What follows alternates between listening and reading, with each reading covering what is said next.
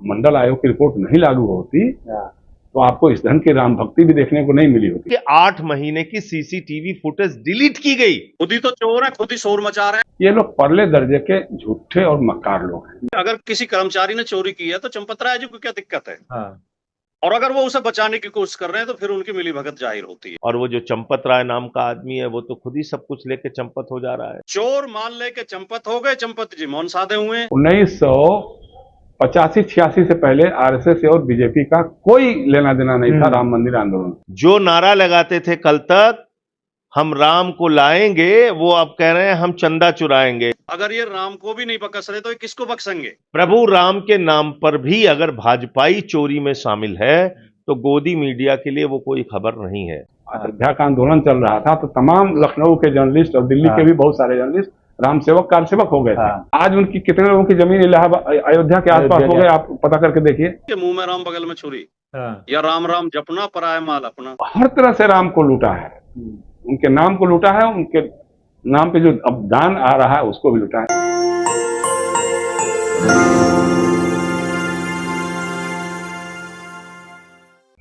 1985-86 से पहले आरएसएस और बीजेपी का कोई लेना देना नहीं था राम मंदिर आंदोलन से। जनसंघ का भी कोई लेना देना नहीं था। कभी भी इनका कोई एक आप डॉक्यूमेंटेड दिखा दीजिए। वो जब इलाहाबाद हाईकोर्ट के फैसले पर राजीव गांधी ने जब खुलवाया उसके बाद इनको लगा कि अरे ये तो पॉलिटिकल माइलेज ले जाएगा लगता है, और ये चूंकि 84 में 2 सीटों पर सिमट गए थे, इनको लगा कि ये मामला क्लिक कर सकता है, तब जाकर के उसके अंदर घुसे हैं। और भी तब जब राजीव गांधी ने कह दिया कि हम अयोध्या से अपना चुनाव अभियान शुरू करेंगे, तब इन्होंने अपना हिमाचल प्रदेश के पालनपुर में नेशनल इंस्टीट्यूट किया भारतीय जनता पार्टी, तब इन्होंने कहा कि हम ये करेंगे। और दूसरी चीज बताऊं मैं, मेरे पास तो पड़ा होगा, आप कभी सुनिएगा, सुना देंगे। जॉर्ज फर्नांडिस का भाषण है। जॉर्ज फर्नांडिस जो है हिंद किसान मजदूर पंचायत के सम्मेलन में भाषण कर रहे हैं, कहा कि जिस दिन मंडल आयोग की रिपोर्ट लागू होने का फैसला हुआ उसके 48 घंटे के भीतर लाल कृष्ण आडवाणी का मेरे पास फोन आया, और किसी का नहीं, लाल कृष्ण आडवाणी जी का मेरे पास फोन आया। उन्होंने कहा कि भाई आप लोगों ने हमारे सामने कोई विकल्प नहीं छोड़ा है, अब हमको हिंदुत्व की ओर लौटने का ही रास्ता दिखाई दे रहा है, और अब हम मंदिर मस्जिद आंदोलन को तेज करने जा रहे हैं। तो जॉर्ज बल्कि कहते हैं कि अगर मंडल आयोग की रिपोर्ट नहीं लागू होती तो आपको इस ढंग की राम भक्ति भी देखने को नहीं मिली होती। हालांकि ठीक है, जॉर्ज फर्नांडिस बाद में खुद उनके साथ चले गए, वो एक अलग बात है। तो इसलिए इनका कोई कमिटमेंट नहीं रहा कभी भी राम मंदिर के मामले में। मेरे साथ इंटरव्यू में कुशाभाऊ ठाकरे जी, जो आरएसएस के बड़े नेता थे और भारतीय जनता पार्टी के राष्ट्रीय अध्यक्ष थे, हिंदुस्तान अखबार के लिए मुझसे जो बात कर रहे थे उसमें उन्होंने कहा, हमने पूछा कि क्या ये इस बार भी चुनाव में अयोध्या का राम मंदिर का मुद्दा बनेगा? तो उन्होंने कहा कि भाई देखो, नदी पार करने के लिए नाव की जरूरत पड़ती है, लेकिन क्या जरूरी है कि नदी पार करने के बाद नाव को कंधे पे लेकर चलें? हमने कहा इसका मतलब कि आपके लिए राम मंदिर का मुद्दा जो है नदी पार करने वाली नाव थी, एक नाव थी। इसके पहले सुषमा स्वराज जी ने भोपाल में कहा था, मेरे पास डेट भी होगी वो, उन्होंने कहा था कि भाई राम मंदिर का मुद्दा हमारे लिए बैंक का एक बेरर चेक था। बेरर चेक एक बार भुना दिया जाता है तो दोबारा नहीं भुनता है, ये उन्होंने कहा। और सुनिए, हमारे महामानव प्रधानमंत्री नरेंद्र मोदी 1999 के दिसंबर के अंतिम हफ्ते में चेन्नई में भारतीय जनता पार्टी की राष्ट्रीय परिषद हो रही थी, मैं उसमें था जी। उस समय जो हमारा प्लेन हाईजैक हो गया था ना वहाँ नेपाल से, काठमांडू से, तो उस समय वो हो रहा था। तो आडवाणी जी को चेन्नई घोषणा पत्र पढ़ना था, जो 10 साल का ही बनाते हैं ना कि हमारा 10 साल का घोषणा पत्र होगा। तो आडवाणी जी चूंकि यहाँ रह गए थे बातचीत के लिए, यहाँ दिल्ली में थे, तो वो घोषणा पत्र संगठन महासचिव के रूप में श्री नरेंद्र मोदी जी ने, ठीक है, मोदी जी ने पढ़ा उसको। अब उसके बारे में बाद में हम बता देंगे, लेकिन उन्होंने फिर हमने उसको समझ लिया था। तो हमने कहा जी बिल्कुल समझा है। तो कहा क्या? ठीक है, कल अखबार हिंदुस्तान पढ़ लीजिए। तो नहीं, फिर भी तो हमने दिखाया अपना नोटबुक। मेरे साथ एक खासियत रही है कि जब भी कभी होता है तो मैं लिखते जाता हूँ तेजी से। आडवाणी जी के साथ भी मैं देश भर का दौरा करता था, लेकिन मैं सारी बातें उनका नोट कर लेता था। लिखता अपने हिसाब से था, मैं एनालिसिस करता था तो अपने बात, लेकिन जो कहते थे उसको मैं कभी एक शब्द भी इधर उधर नहीं करता था। तो खैर वो मेरी ये थी खासियत थी। तो उसमें इन्होंने कहा अब भाजपा के नेताओं के एक हाथ में पार्टी का झंडा और दूसरे हाथ में एनडीए का एजेंडा होना चाहिए। अच्छा, अब हमको अयोध्या, 370, 3 तलाक, कॉमन सिविल कोड जैसे विवादित मुद्दों को कोल्ड स्टोरेज में रख देना चाहिए। ये अच्छा। किसने कहा? हाँ, किसने कहा? ये नरेंद्र मोदी देश के वर्तमान प्रधानमंत्री। मैंने कहा कहीं ये फिर पलट न जाए, हाँ, क्योंकि बाकी लोगों की समझ में नहीं आई हाँ, थी बात। ये बात हाँ, सही उन्होंने कही थी कि आप ही हाँ, समझते होंगे। वो मेरी स्टोरी आपकी हेडलाइन यही छपी। छपी थी। हाँ, फिर मैंने कहा कि कहीं होगा, तो मैं गया इनके पास। हाँ, मैंने कहा मोदी जी एक इंटरव्यू हो सकता है क्या? हाँ, तो बोला हाँ आपको इंटरव्यू हम देंगे। तो हमने कहा कि इसमें जो आपको लगेगा निकाल भी लीजिएगा जी। मीटिंग में। तो मैंने कहा कि हाँ। उन्होंने कहा कि हाँ आपको देंगे, तो लेकिन हमारी 2-3 शर्तें हैं। मैंने कहा हाँ बताइए। तो कहा कि एक तो इंटरव्यू क्वेश्चन आंसर फॉर्म में होगा। हमका डन, हाँ, जो मैं कहूंगा वही छपेगा। हमका 100% डन, और छपने से पहले हमको आप दिखा दीजिएगा। हाँ, मैंने कहा मोदी जी ये तो अपने पिताजी को भी मैं कभी नहीं दिखाया कि मैं क्या लिखता हूँ। दूसरी बात यह है कि जब मैंने तय आपको आश्वस्त कर दिया है कि जो आप कहेंगे वही छपेगा और क्वेश्चन आंसर फॉर्म में छपेगा, तो फिर उसकी कोई जरूरत है नहीं मेरे ख्याल से। अच्छा ठीक है, चलिए आप पर भरोसा है। तो उन्होंने फिर इंटरव्यू दिया, तो उसमें भी मैंने वही सवाल किया, उसमें भी उन्होंने वही जवाब दिया। अच्छा, वही जवाब दिया। हाँ। और वो हिंदुस्तान के बड़ा सा इंटरव्यू छपा मेरा, उसमें दर्ज है। तो 3 लोगों का बता दिया मैंने आपका, हाँ। इनका कितना कमिटमेंट है राम के साथ। दूसरा जो है वहां के जो बाबा लोग हैं, जो सो कॉल्ड धर्म के ठेकेदार हैं लोग, इनके ऊपर मैंने कवर स्टोरी लिखी थी इंडिया टुडे में जी। मुंह में राम बगल में छुरी। कितने बड़े क्रिमिनल हैं वो लोग, कितने बड़े चोर हैं, डकैत हैं वो लोग, कितने बड़े बलात्कारी हैं, व्यभिचारी हैं वो लोग। इसका पूरा का पूरा खुलासा हमारी इंडिया टुडे की रिपोर्ट में हुआ था। उस समय इंडिया टुडे में हंगामा जैसे बचने की हालत हो गई थी। अरुण पुरी ने कहा कि भाई ये तो बड़ा दंगा उंगा हो जाएगा। हमने कहा कायर लोग, ये कुछ भी नहीं करेंगे, मेरे तरफ से आप आश्वस्त रहिए, मेरा कुछ नहीं कर सकते। आप बस चेक करा लीजिए लीगल पॉइंट में कहीं गड़बड़ ना होने पाए। अब मेरे पास सारे फैक्ट्स हैं। तो वो स्टोरी छपी थी। तो वही लोग हैं आज, बल्कि वो तो जो हैं तो थे ही। अब उनके ऊपर जो ये भाई लोग पहुंच गए हैं, जमीन को लेकर के जितना घोटाला हुआ है। आप कह रहे हैं कि मीडिया के लोग बोल नहीं रहे हैं। मीडिया के लोग तो उस समय ऐसे ही कारसेवक हो गए थे। बिल्कुल सही बात। जब अयोध्या का आंदोलन चल रहा था तो तमाम लखनऊ के जर्नलिस्ट और दिल्ली के भी बहुत सारे जर्नलिस्ट राम सेवक कारसेवक हो गए थे। आज उनकी कितने लोगों की जमीन इलाहाबाद अयोध्या के आसपास हो गए, आप पता करके देखिए। ब्यूरोक्रेट्स की तो है ही, ब्यूरोक्रेट्स ने लिया, नेताओं ने लिया, पत्रकारों ने बहुत ज्यादा जमीन ली। अगल बगल में आपके क्षेत्र में आप पता करके देखिए, उसमें गुजराती बिजनेसमैन का देख लीजिए कितने लोगों का है। तो हर तरह से राम को लूटा है, उनके नाम को लूटा है, उनके नाम पे जो अब दान आ रहा है उसको भी लूटा है। हर जगह लूटते हैं। तिरुपति में भी बात आई थी, लेकिन चूंकि इसको ढक पोत देते हैं लोग। इस बार मतलब जो हो रहा है कमाल है ना। चंपत राय जी का क्या लेना देना, खुली आंखों से जो दिख रहा है वो भी दिख रहा है, मतलब वीडियो में है, आ रहा है, साफ दिखाई दे रहा है कि हाँ वो पैसा निकाल गड्डी जो डाल रहा है। सोने चांदी और हीरे के जो जवाहरात थे, वो लोग भाई आस्था में लोग क्या नहीं कर जाते हैं कि भाई राम लला हम ये दे रहे हैं, गणेश बाबा आपके लिए हम ये दे रहे हैं, साईं बाबा आपके लिए हम ये दे रहे हैं, दुर्गा जी हम आपके, ये सब करते हैं। चूंकि अंधास्था हमारे यहाँ तो बहुत विकराल है ना। आप समझाते रहिएगा कि आपके घर की आपकी पत्नी और माँ जो है जाके चढ़ावा कर देगी। बिल्कुल सही बात। तो उस विश्वास को तोड़ा आपने, उस अंध आस्था को तोड़ा है आपने, उस दान को तोड़ा है। जो राम के नाम पे जो चढ़ावा हो रहा है उसको आपने तोड़ा है, उसको आपने लूटा है। अब लोगों में जो मैसेज जाएगा उसका क्या होगा भाई? वहीं पे आप देखिए ना, मतलब उस समय जो हुआ था, लालदास एक करके पुजारी हुआ करते थे, उनकी हत्या हो गई।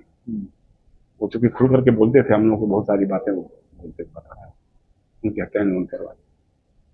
उसके पहले भी कितनी हत्याएं, कितने केसेज हुए।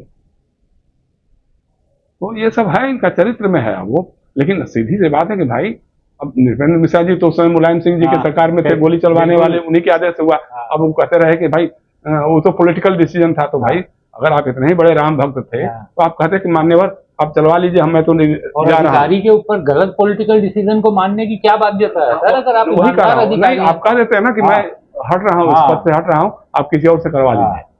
तो आपने तो उस समय नहीं किया और आज सबसे बड़े ठेकेदार आप बने हुए हैं। देखिए ऐसा है कि पहले तो पूरे भाजपाई जितने चंदा चोर थे वो सब कहने लगे साहब चोरी ही नहीं हुई, चोरी ही नहीं हुई।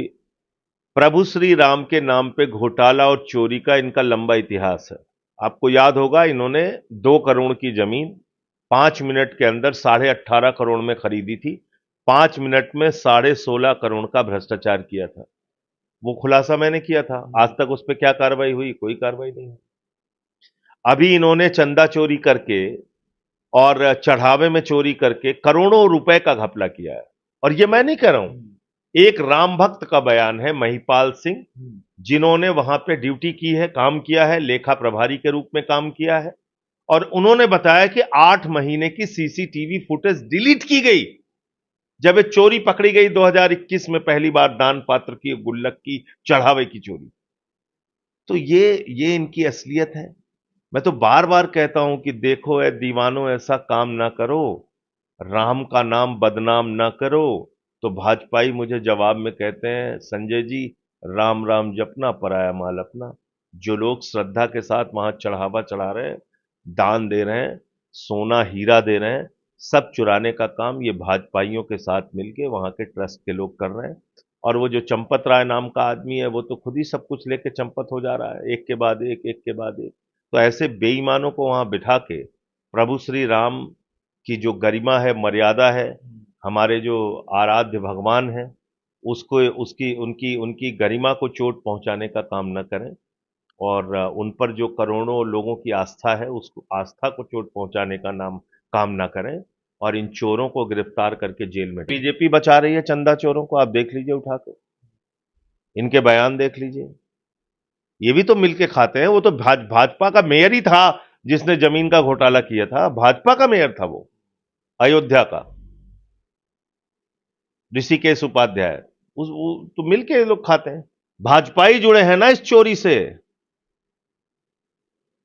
जो नारा लगाते थे कल तक हम राम को लाएंगे, वो अब कह रहे हैं हम चंदा चुराएंगे, हम दान पात्र चुराएंगे। और उनके बचाने में पूरा गोदी मीडिया लगा हुआ है, क्योंकि इसमें भाजपा ही शामिल है। तो भाजपाई भगवान के नाम पे चढ़ावे में चोरी करें, दान पात्र में चोरी करें, जमीन का घोटाला करें, कोई गोदी मीडिया नहीं बोलेगा, क्योंकि इन सब लोगों को उनका चरण वंदन करना है। चरण वंदन से फुर्सत मिलेगी तब इनको कुछ करना है। यानी प्रभु राम से भी, प्रभु राम के नाम पर भी अगर भाजपाई चोरी में शामिल है तो गोदी मीडिया के लिए वो कोई खबर नहीं है। ये बात आप साफ तौर पे समझ लीजिए। एक बात याद रखिएगा, ये बीजेपी के लोग किसी के सगे नहीं है। विक्रम मिश्री की बेटी के खिलाफ किसने अभियान चलाया था? सीजीआई को कौन गाली देता था? गालियां देते थे ये लोग। देश के मुख्य न्यायाधीश पे जब जूता फेंका गया, जो दलित समाज से आते थे, पूरी बीजेपी उनके समर्थन में खड़ी थी।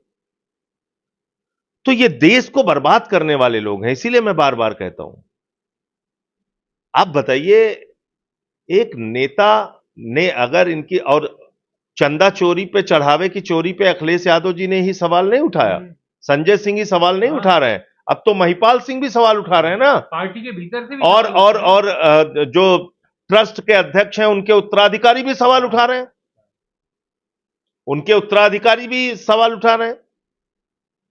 ट्रस्ट के भीतर से भी आवाज उठ रही है। जिनके मन में श्रद्धा है वो चोरी कराने के लिए वहां थोड़ी गए हैं। तो हम लोगों ने सवाल उठाया। अब आप कुछ नहीं पा रहे हैं तो अखिलेश जी की बेटी के ऊपर अभद्र टिप्पणी कर रहे हैं। तो मैं तो कह रहा हूं ये घिनौनेपन की पराकाष्ठा है। और वैसे भी जो पीडीए समाज के लोग होते हैं उनसे ये लोग नफरत करने का काम करते हैं। अखिलेश जी जब आप अपनी पत्नी के साथ कन्नौज में मंदिर में दर्शन करने गए थे तो निकलने के बाद गंगा जल से उसको धुला था मंदिर को इन लोगों ने। 2021 में भी एक घोटाला उजागर हुआ था कि 2 करोड़ रुपए में जमीन खरीद के हाँ। और 15 मिनट बाद 18.5 करोड़ में रामलला के नाम रजिस्ट्री कर दी गई थी। और उसमें अयोध्या नगर निगम के मेयर ऋषिकेश उपाध्याय जो कि बीजेपी के नेता हैं और उनके भांजे का नाम आया था जी। उस समय भी ट्रस्ट के लोगों ने और सरकार के लोगों ने ये कहा था कि इसकी गहन जांच कराई जाएगी और किसी दोषी को बख्शा नहीं जाएगा। हाँ। आज 5 साल हो गए हैं, 5 साल बाद ट्रस्ट के लोग ये जवाब दे दें कि उस जमीन घोटाले में, जबकि उसके डॉक्यूमेंट्री प्रूफ हैं, उसके दस्तावेज हैं और सब मान रहे हैं कि घोटाला तो हुआ है, लेकिन किसने किया ये अभी तक पता नहीं लगा पाए। तो उस घोटाले में क्या जांच हुई है इसकी जानकारी हमें दे दें, वरना तो ये माना जाएगा कि ट्रस्ट के लोग इस घपले घोटाले में शामिल हैं। ये लोग जानबूझ के चोरी करा रहे हैं और चोरों को बचा रहे हैं। किसी कर्मचारी ने चोरी की है तो चंपत राय जी को क्या दिक्कत है? और अगर वो उसे बचाने की कोशिश कर रहे हैं तो फिर उनकी मिलीभगत जाहिर होती है। तो पहली बात तो ये। दूसरी बात, विक्रांत जी, जिस अखबार ने ये खबर ब्रेक की है वो अखबार बीजेपी का कट्टर समर्थक माना जाता है और राम मंदिर आंदोलन का कट्टर समर्थक रहा है वो अखबार, और समाजवादी पार्टी का विरोधी रहा है। नेताजी तो उस अखबार का, नेताजी ने भी बहिष्कार किया था, अखिलेश जी ने भी बहिष्कार किया है। तो हमारा समर्थक अखबार नहीं है, हमारे इशारे पे खबर नहीं छप सकती। तो जो अखबार बार बार ब्रेक कर रहा है कि ये कर्मचारी पकड़े गए हैं, ये सीसीटीवी में फुटेज मिली है, ये रिकॉर्डिंग मिली है और ये धांधली हुई है, और उसको नकार रहे हैं चंपत राय जी। चोर मान ले के चंपत हो गए, चंपत जी मौन साधे हुए हैं। तो ऐसा कैसा काम चलेगा? चंपत जी को तो तुरंत एक्टिव होना चाहिए। और ये प्रॉपर्टी बीजेपी की या ट्रस्ट की प्रॉपर्टी नहीं है, ये भारत के 140 करोड़ लोगों की प्रॉपर्टी है। जो आस्थावान लोग हैं, जो भगवान में आस्था रखते हैं, जो मंदिर में आस्था रखते हैं, वो बड़ी श्रद्धा के साथ जाके चढ़ावा चढ़ाते हैं और उन्हें ये लगता है कि हमारा पैसा प्रभु राम के चरणों में चला गया। बिल्कुल। प्रभु राम की अमानत में खयानत करना, अगर ये राम को भी नहीं बख्श रहे तो ये किसको बख्शेंगे?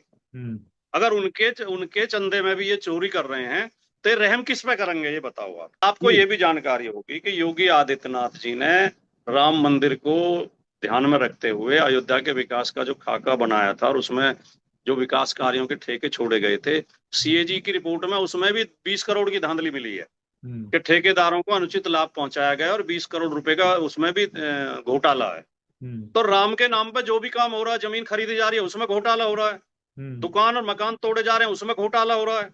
मकान दुकान तोड़ने में ये हुआ है कि कुछ वर्गों के लोगों को वर्ग देख के, जाति और धर्म देख के, कुछ लोगों को तो 1-1 लाख 5-5 लाख मुआवजा देकर टरका दिया गया और कुछ लोगों को करोड़ों मुआवजा दिया गया उतनी जमीन का।